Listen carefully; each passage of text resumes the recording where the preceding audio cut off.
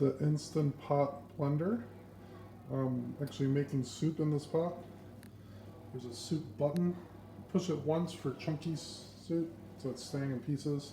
You press it twice, it goes to blended soup. And right now there's 11 minutes left. It even says the temperature.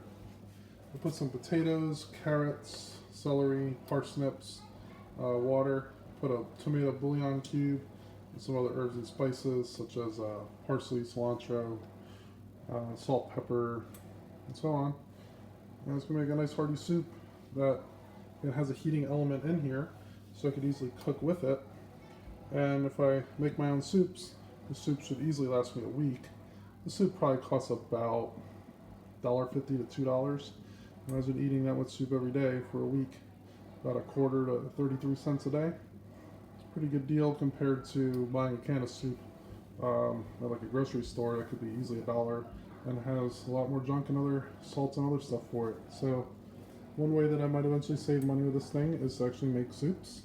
The actual Instant Pot was $50, but you could also make different milks. I made oat milk and soy milk already. About to make rice milk, do smoothies, crush ice, and desserts as well. So pretty nifty device. I'll leave the directions on the ingredients in the description below, and these are approximate numbers. I kind of just winged it, but really good soup. I really like this Instant Pot Ace blender. Any questions, feel free to let me know.